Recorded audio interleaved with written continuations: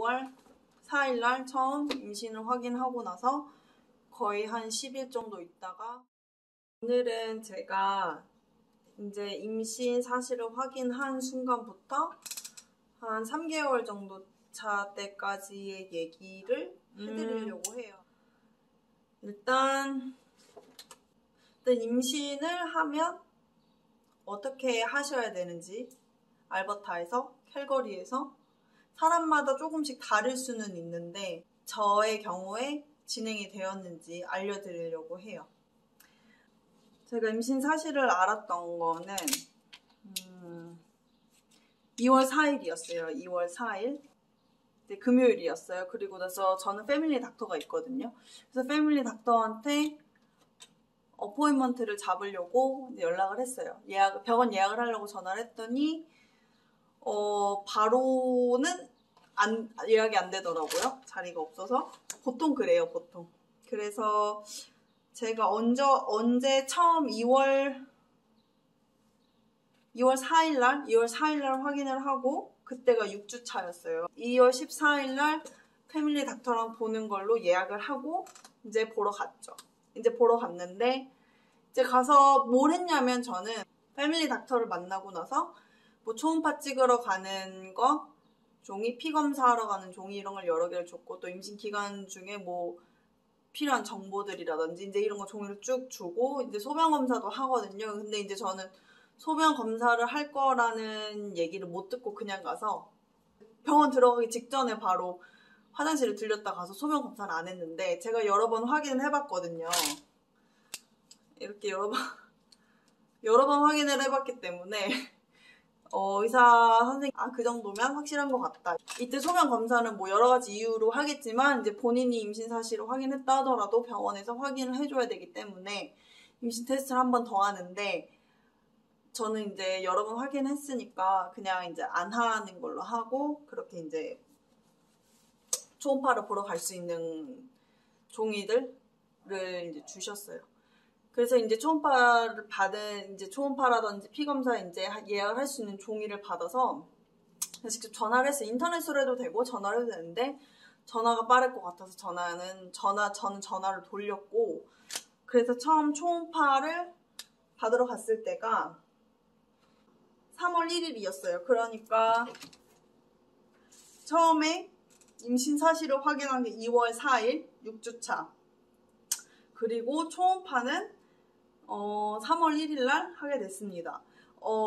왜 이렇게 한 달 정도 걸렸냐면 제가 뭐 한 달 있다 하고 싶어서 한 건 아니었고 제일 빠른 초음파 날짜가 이거였어요. 그래가지고 이거를 할 수밖에 없었고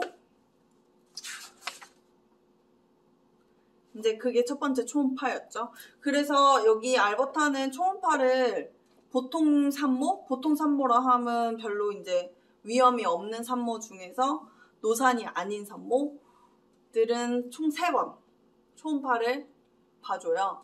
그리고 나서는 뭐 자기가 원하면 추가로 사설 업체에다가 뭐 입체 초음파나 그런 걸 할 수는 있지만 어쨌든 나라에서 무료로 해주는 거는 보통이면서 노산이 아닌 산모에게는 총 3번 무료로 해줍니다.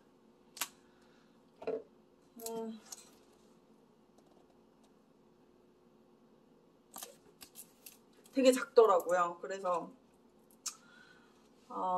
되게 귀여웠어요. 귀엽고 그리고 나서 제가 무슨 일이 있었냐면 이제 제가 12주 차에 오미크론에 걸렸어요. 그래가지고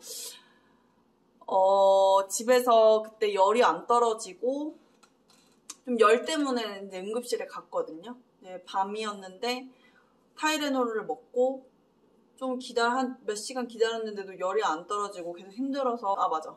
근데 입덧이 너무 심해가지고 아무것도 못 먹고 그래서 그때 토를 한 그날 3번인가 그렇게 하고 열도 나고 그래서 너무 몸에 힘이 없어가지고 혹시 모르니까 이제 열 때문에 응급실에 가가지고 그때 초음파를 한번 사실 더 찍었어요. 이제 급하게 혹시 애기가 잘 있는지만 확인하려고 그래서 그때 초음파 한번 더 찍었는데 애기 괜찮았고 저는 뭐 일단 거기서 뭐 해줄 수 있는 거는 없으니까 그래서 집에 왔는데 이제 양성이라고 이제 날라와가지고 그 다음 주 2번째 초음파가 잡혀 있었는데 운이 좋게 이제 증상도 없어졌고 이제 자가 격리도 한 5일 그때 당시에 이제 결리면은 백신 맞은 사람 한에서 5일 할 수 있었거든요. 그래가지고 이제 5일을 해야 됐거든요. 그래서 5일 끝나고 나서 다음 날이 또 초음파 예약이었어가지고 그때 갔습니다.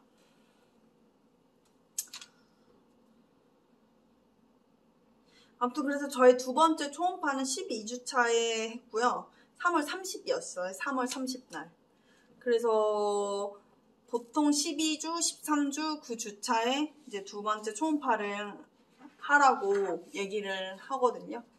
그래서 이제 그때 받고, 네, 두 번째 이제 한국에서도 두 번째로 찍을 때는 기형아 검사, 1차 기형아 검사 이런 거 한다고 하잖아요. 여기도 마찬가지예요. 여기도 뭐 목투명대 이런 거 보고 그런 걸 뭐 저희한테 엄청 자세하게 설명해 주진 않지만 이제 두 번째 초음파를 딱 하고 나면 우편물이 날라와요, 집으로. 이제 뭐 이런 식으로 뭐 이런 서류가 날라오거든요. 이제 여기에 우리가 어떤 이제 두 번째 초음파를 하고 나서 피 검사까지 해야지 이게 종합이 돼가지고 기형아 검사에 대한 결과라든지 그 외에 다른 거에 대해서 한꺼번에 결과를 알려줘요.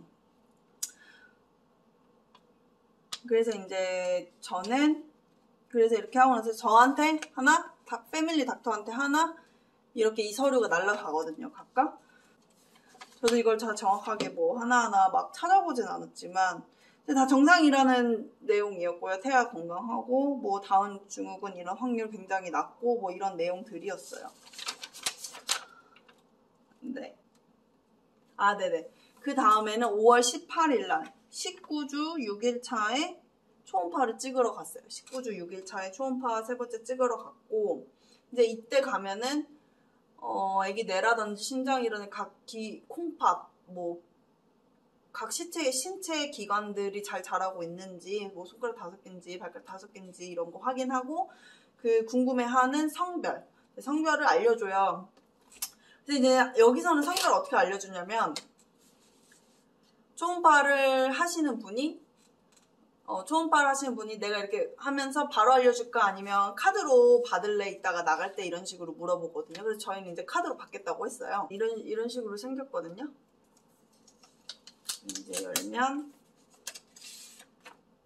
이제 이런 식으로 저희는 여자아이라서 이제 여자아이에 이렇게 체크가 되어 있었고 네. 그래서 저희는 뭐 이거 젠더 리빌 파티 이런 것도 하고 하는데 저는 그냥 개인적으로 좀 아이가 건강하게 태어나고 또 어느 정도 자랄 때까지는 파티 같은 거 하고 싶긴 했는데 좀 파티 같은 거는 안 하는 게 저는 좀 더 좋은 것 같아가지고 일단 좀 참고 기다리기. 네, 일단은 그렇고 현재는 제가 지금 22주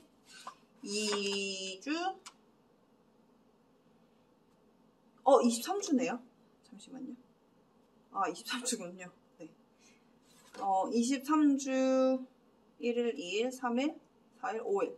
네, 23주 5일 차고 5일 차예요. 정말 시간이 빠릅니다. 어쨌든 그렇고 저는 그래서 제가 코로나에 걸렸었고 또 제가 아이가 이 탯줄이 태반 중앙에서 안 나오고 약간 옆에에서 나와서 이제 아이가 잘 크기만 하면 상관없는데 영양분 같은 거를 좀 그런 경우에 영양분을 잘 못 받아서 아이가 좀 잘 안 클 수도 있으니까 이제 아이 사이즈라든지 이런 거를 좀 잘 봐야 될 것 같다고 하더라고요. 그래서 근데 뭐 크게 걱정할 일은 아니라고 해가지고 그래서 그것 때문에도 그렇고 코로나 걸린 것 때문에도 그렇고 추가로 초음파를 한번 저는 더 찍기로 했어요. 일단은 그냥 시간 순서대로 초음파를 찍었던 걸 기점으로 제가 얘기를 좀 해드렸는데 그래서 제가 2월 4일 날 처음 임신을 확인하고 나서 거의 한 10일 정도 있다가 패밀리 닥터를 만났고 그러고 나서 이제 한 달 있다 첫 번째 초음파 찍으러 갔고 그러고 나서 6주 정도 더 있다가 12주 때 두 번째 초음파를 찍으러 가서 기형아 검사 그리고 피 검사까지 해서 이제 그런 서류를 받았고 한 3주 전에 20주 차 때 가서 이제 아이가 신체 기관들이 다 발달했는지 네 그리고 성별까지 확인을 했고요. 그거에서 이제 얘기를 드릴 거는 이제 저는 패밀리 닥터가 있어서 패밀리 닥터한테 갔는데 만약에 패밀리 닥터가 아직 없으시면 워크인으로 그냥 가셔도 될 거예요. 정확하진 않지만 근데 그렇게 가셔가지고 아무튼 그런 레크지션을 무조건 받아야 돼요. 그런 그 뭐라고 하죠? 뭐라고 할까요? 그러니까 이제 여기는 약간 한국이랑 다르게 의사, 패밀리 닥터라고 무조건 아프면 저희는 뭐 한국은 안과, 민후과, 소아과 막 이렇게 전문의를 바로 찾아가잖아요. 근데 그게 아니라 무조건 패밀리 닥터, 무조건 그냥 제너럴 닥터를 만나야 돼요. 동네에. 뭐 그건 워크인으로도 갈 수 있고 내가 누구 이 사람을 나의 뭐 약간 그걸 패밀리 닥터라고 하는데 내가 이제 이 사람 지정해놓고 계속 이 사람에게 가고 싶다 이렇게 하면 그렇게 해서 또 아무거나 상관없을 거예요. 그래서 가가지고 내가 임신했다는 사실을 알리고 소변검사하고 막 알게 되면 이제 그 의사가 초음파도 할 수 있고 피검사도 할 수 있는 종이를 이제 줄 거예요. 그럼 이제 그걸 가지고 제가 예약을 하고 진행을 하는 거고 한 15주, 17주까지는 그 패밀리 닥터나 뭐 워크인 닥터 뭐 그 사람을 계속 봐요. 근데 이제 언제부터 산부인과로 넘어가냐면 제가 알기로 늦어도 20주 때부터는 산부인과 의사를 만나요. 이 내용에 대해서는 산부인과 의사를 만나고 이제 그 이외에 다른 건강에 문제가 있다면 다시 그냥 그 패밀리 닥터를 만나면 되는 건데 어쨌든 그 이후로는 이제 한 달에 한 번씩 하고 막달에는 한 주에 한 번씩 만난다고 들었어요. 근데 이제 그거는 그때 제가 또 가면 얘기를 해드리려고 하고 아무튼 일단 그래서 저도 한 19주차 였나요? 그때쯤부터 이제 산부인과 의사를 만났어요. 그러고 나서 이제 한 달에 한 번씩 산부인과 만나고 있고 뭐 배 크기 재가지고 애기 잘 있는지 보고 애기 심장 소리 확인하고 이제 그런 것들을 하고요. 또 뭐가 있을까? 네, 그래서 여기는 이제 헬스케어가 무료잖아요. 그래서 출산도 무료인데 대신 뭐 무료긴 하지만 그래서 내가 초오빠 나 몇 번 더 찍고 싶어요 그러면 그렇게 찍을 수는 없어요. 무료로. 내가 그 사설 하는 데 가서 하면 할 수 있지만 뭐 그런 부분들이 좀 불편하다면 불편할 수 있고 패밀리 닥터가 뭘 해주냐면 이제 어디서 아기를 낳을 거냐를 좀 물어봐요. 저는 제가 낳았으면 하는 곳이 저희 집에서 가까워서 별로 그런 건 없었던 것 같은데 만약에 저희 집에서 가깝지 않은 곳에서 막 낳고 싶다 이러면은 그걸 해줄지 모르겠어요. 저도 그거 잘 모르겠는데 아무튼 일단 그렇게 해서 패밀리 닥터가 그거를 물어보고 설정을 해주면 그 다음에 그걸 토대로 어떤 클리닉, 마터니티 클리닉이라고 하거든요, 여기는. 그래서 그 산부인과 의사들을 만나는 데를 정해줘요. 어쨌든 그렇게 해서 어딘가에, 어느 병원, 어느 호스피털에서 뭐, 나을 건지가 결정이 되면, 이제 마터니티 클리닉, 산부인과 의사들이 있는 대로 이제 이 임신에 대해서, 출산에 대해서는 이제 그 산부인과 의사 계속 만나는데, 이제 어떤 식이냐면 여기는 좀 특이해요. 저도 특이해서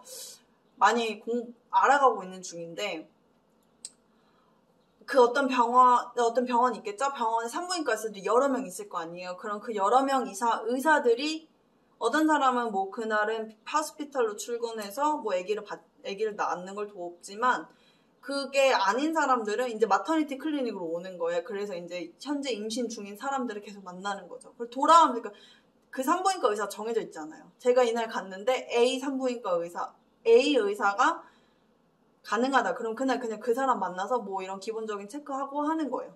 그래서 두 번째 뭐 다음에 한 달 뒤에 또 갔는데 또 다른 의사일 수 있어요. 근데 그 사람 이렇게 다 기록에 남기 때문에 그분이 보고 또 이렇게 하고 하는 거예요.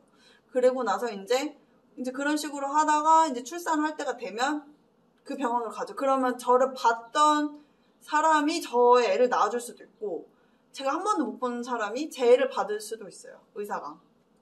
이제 저도 거기까지 알고 있고 그래서 약간 시스템이 한국과는 많이 다르다는 걸 느꼈고 한국에서 출산 경험이 없기 때문에 어떨지 비교도 가능하지 않을 것 같은데 캐나다, 알버타, 캘거리에서 임신 준비하시는 분들이면 미리 알아두시면 좀 좋을 것 같아요.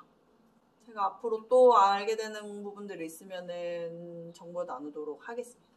감사합니다.